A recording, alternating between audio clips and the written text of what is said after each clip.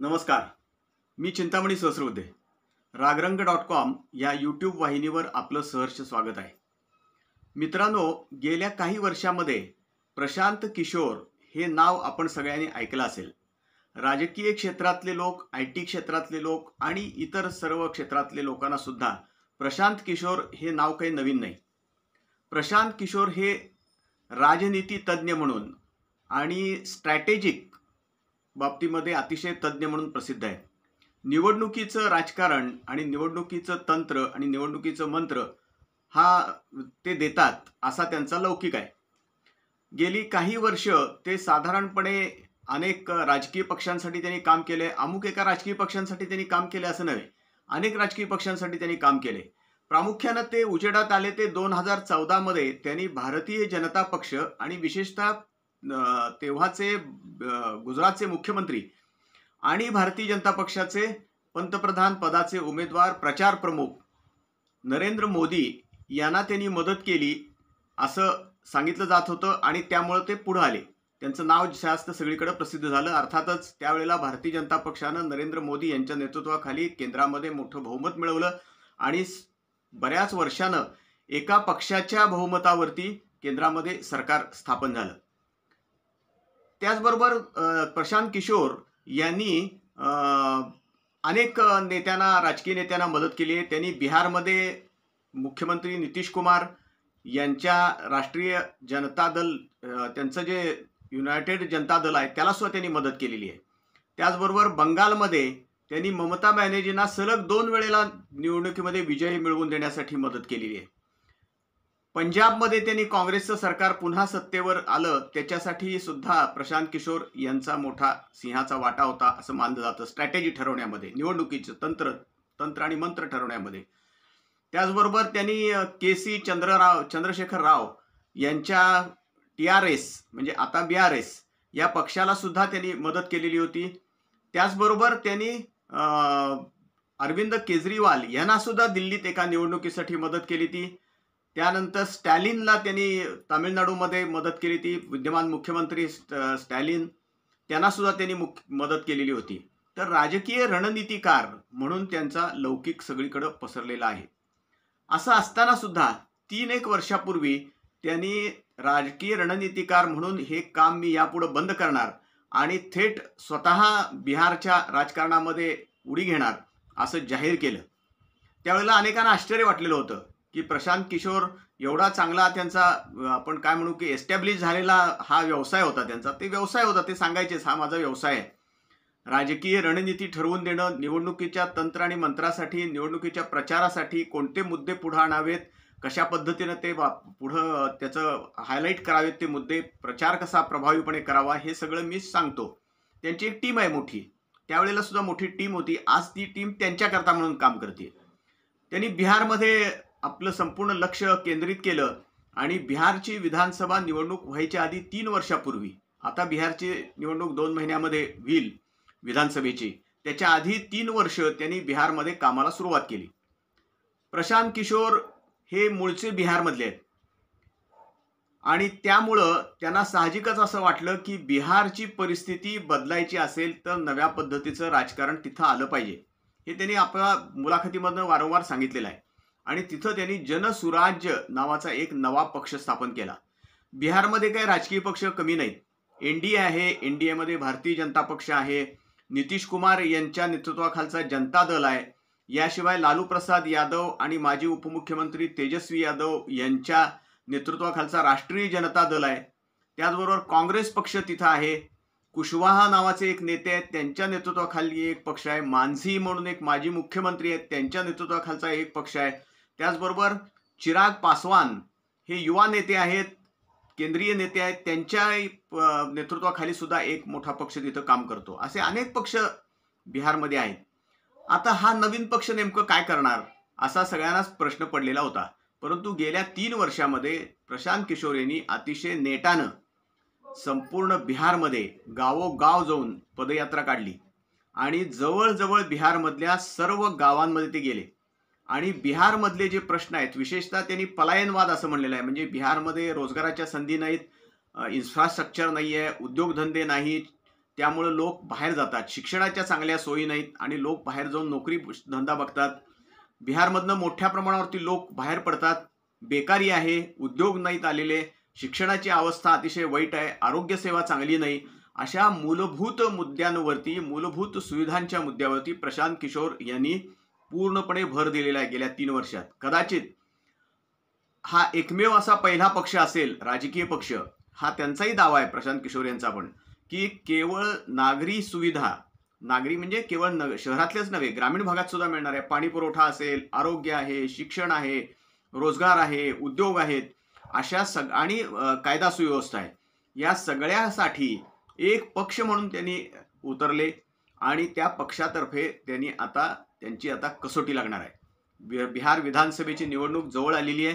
2 महिन्यामध्येच तिथं निवडणूक होणार आहे आणि या निवडणुकीमध्ये त्यांना एकाच वेळेला एनडीएला म्हणजेच भारतीय जनता पक्ष आणि नितीश कुमार यांचा जनता दल यांच्या नेतृत्वाखालचा एनडीए आणि राहुल गांधी यांच्या नेतृत्वाखालचा काँग्रेस आणि लालू प्रसाद यादव आणि तेजस्वी यादव यांच्या नेतृत्वाखालचा राष्ट्रीय जनता दल आणि त्यांचे काही मित्रपक्ष, कम्युनिस्ट पक्ष, अशा सगळ्यांची जी आघाडी आहे, जी तिथं इंडी आघाडी म्हणता येईल आपल्याला, आणि महाराष्ट्रात जशी महाविकास आघाडी आहे तशी तिथं ती आघाडी आहे सगळ्या पुरोगामी पक्षांची मिळून, ती आघाडी एक समोर त्यांच्या आहे.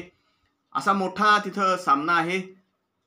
एनडीए मध्ये चिराग पासवान यांचा सुद्धा मोठा सहभाग आहे. त्यांचंही मोठं महत्वाचं स्थान आता एनडीए मध्ये आहे. गेल्या निवडणुकीमध्ये बिहारच्या चिराग पासवान यांनी स्वतंत्रपणे निवडणूक लढवली होती आणि एकीकडं गमतीची गोष्ट होती अशी की ते मोदी हे माझे दैवत आहेत म्हणून सांगायचे आणि प्रत्यक्षात त्यांनी काही ठिकाणी भारतीय जनता पक्षाच्या विरोधात सुद्धा उमेदवार उभे केले. विशेषतः त्यांनी नितीश कुमार यांच्या जनता दलाच्या विरुद्ध युनायटेड जनता दलाच्या विरुद्ध उमेदवार उभे केले आणि त्यांच्या ह्या सगळ्या उमेदवारी उभे करण्यामुळं नितीश कुमार यांच्या जनता दलाचं फार मोठं नुकसान झालं.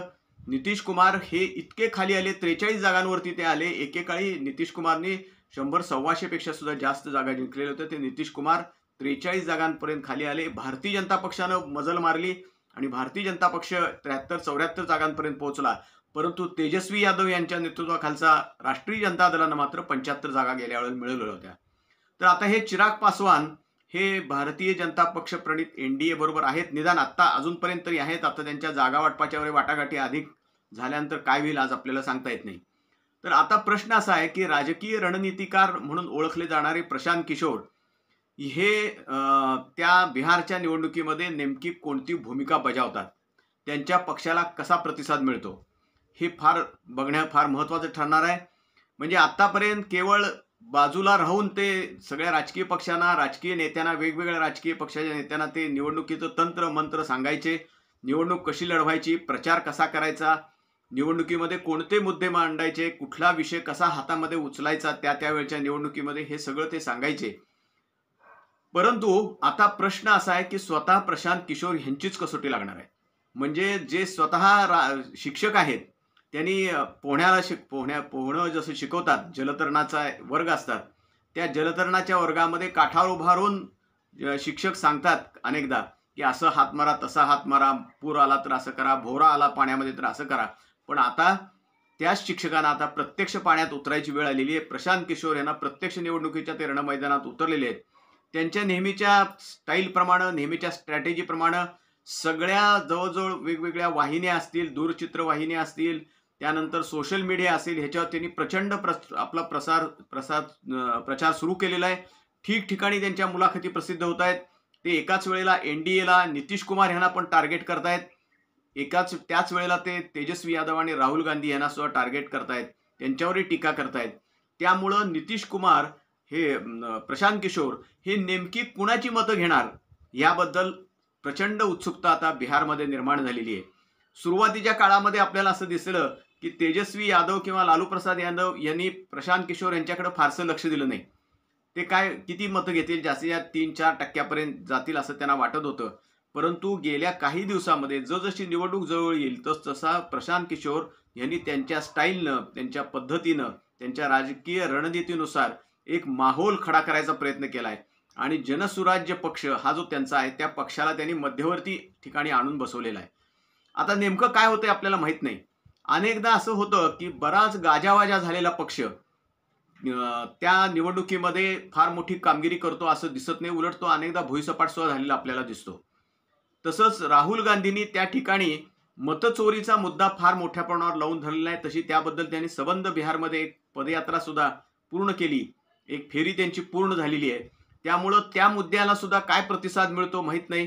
मतदार याद्या सुधारणा झालेली आहे निवडणूक आयोगाच्या आदेशानुसार, त्यामुळंच तर राहुल गांधींनी त्याबद्दलचा वाद निर्माण केलेला आहे, उभा केलेला आहे. त्याच्याबद्दल अनेक आक्षेप घेतलेले आहेत. त्यामुळे आता मतदानाची यादी जी आहे मतदारांची ती साफ झाल्यानंतर आता नेमकं काय होणार, त्याचा एनडीएला काही फायदा होणार का? महाराष्ट्रात ज्याप्रमाणे एनडीएनं म्हणजेच इथल्या महायुतीनं अनेक आश्वासनं दिली, अनेक योजना जाहीर केल्या, त्याच पद्धतीनं बिहारमध्ये सुद्धा करायला सुरुवात केलेली आहे. अनेक लोकांना आकर्षित करणाऱ्या अनेक योजना तिथं सुद्धा तिथल्या भारतीय जनता पक्ष प्रणित एनडीए तर्फे लोकांच्या समोर मांडल्या जात आहेत. त्याचाही काय नेमका परिणाम होतो ते आपल्याला कळणार नाही, आज तरी सांगता येणार नाही. बघूया नेमकं निवडणुकीमध्ये काय होते ते. प्रशांत किशोर हे अतिशय उच्च शिक्षित आहेत, परदेशामध्ये सुद्धा त्यांनी शिक्षण घेतलेलं आहे. त्यांचं खरं नाव आहे प्रशांत श्रीकांत पांडे आणि त्यांनी प्रशांत किशोर हे अतिशय सोयीचं नाव आपल्या एकूण कामाकरता एक टोपण नाव तसं त्यांनी घेतलेलं आहे. प्रशांत हे नाव त्यांचं बरोबर आहे, पण त्यांचं मूळ नाव आहे प्रशांत श्रीकांत पांडे आणि त्यामुळं त्यांनी आता आपल्या कामाला मोठ्या प्रमाणात सुरुवात केलेली आहे. आत्तापर्यंत त्यांनी जे सगळं मंत्र लोकांना सांगितले, जे तंत्र त्यांनी लोकांना सांगितलं, इतर पक्षांना सांगितलं, इतर राजकीय नेत्यांना सांगितलं, त्या सगळ्या तंत्राची आणि मंत्राची आता कसोटी लागायची वेळ आलेली आहे.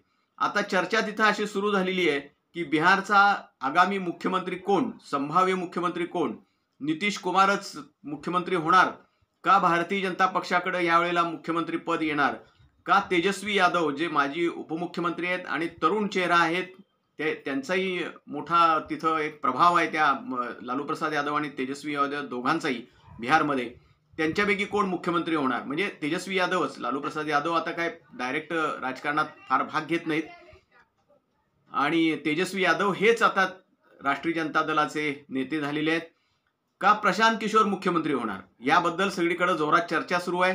प्रशांत किशोर या प्रश्नावरचं उत्तर टाळतात. ते म्हणतात की पहिल्यांदा निवडणूक तर होऊ दे, मग पाहू आपल्याला काय करायचं ते एवढं मात्र ठामपणे सांगतायत की नितीश कुमार काही ह्यावेळेला परत निवडून येत नाहीत, हे मात्र ते ठामपणे सांगतायत. कशाच्या आधारावर ते सांगतात माहीत नाही, परंतु त्यांचा जर हा तजुर्बा आपण बघितला, त्यांचा अनुभव बघितला राजकारणातला आणि राजनीती तंत्रामधला, तर निश्चितपणे त्यांच्या म्हणण्याला काहीतरी अर्थ असेल. त्यांनी गावागाव जाऊन मतं आजमावलेली आहेत, कार्यकर्ते ज्यांनी गावोगाव तयार केलेले आहेत, हे विशेष आहे. म्हणजे एकीकडे एनडीए आणि दुसरीकडे राष्ट्रीय जनता दल आणि काँग्रेस, त्याशिवाय कम्युनिस्ट पक्ष पण आहे त्यांच्याबरोबर. ह्या सगळ्यांची जी तिथं इंडिया आघाडी आहे ती ह्या दोन मोठ्या आघाड्या असून सुद्धा प्रशांत किशोर यांच्याबरोबर मोठ्या प्रमाणावरती तरुण येत आहेत, वेगवेगळ्या थरातले लोक येतात. आता नेमकं ते मतं कुणाची खातात किंवा कुणाची मतं अधिक मिळवतात ह्यावर बिहारच्या निवडणुकीचा निकाल अवलंबून आहे. गेल्या वेळेला जी भूमिका चिराग पासवान यांनी थोडी वेगळ्या पद्धतीची भूमिका घेतली ती, त्यांनी नितीश कुमार यांच्या जनता दलाला दणका द्यायचा असं ठरवूनच त्या निवडणुकीमध्ये चिराग पासवान उतरलेले होते. यावेळेला चिराग पासवान मात्र पूर्ण ताकदीनं एनडीए बरोबर उतरतील अशी चिन्ह दिसत आहेत. आणि प्रशांत किशोर नेमकं काय करणार हे आपल्याला, म्हणजे त्यांचा पक्ष कोणती कामगिरी करणार हे आपल्याला लवकरच दिसेल. आतापर्यंत केवळ चाणक्य म्हणून ओळखले जाणारे, राजनीती निपुण असे चाणक्य म्हणून ओळखले जाणारे प्रशांत किशोर बिहारमध्येच्या राजकारणामध्ये काही बदल घडवून आणतात का, सामाजिक समीकरणं जी आहेत बिहारमधली त्यामध्ये एक वेगळं समीकरण ते मांडतायत का, कारण दोन्ही आघाड्या जर आपण बघितल्या एनडीए आणि या दोन्ही आघाड्यांचं सामाजिक एकूण समीकरण पाहिलं तर त्यापेक्षा प्रशांत किशोर यांची स्वतःची पार्श्वभूमी, त्यांचं सामाजिक समीकरण वेगळं आहे. त्याचा तपशील मी आता काही जास्त सांगत नाही, परंतु एक वेगळं सामाजिक समीकरण घेऊन ते समोर जात आहेत. अर्थात ते असं म्हणतात की माझ्या या पक्षाला सगळ्या थरातून पाठिंबा मिळतोय, कुठलाही धर्म, कुठलाही जात, कुठला पंथ याचा भेद आम्ही ठेवलेला नाही, सर्व लोक माझ्या पक्षाला मोठ्या प्रमाणावरती पाठिंबा देत आहेत. पाहूया आता नेमकं काय होतं ते.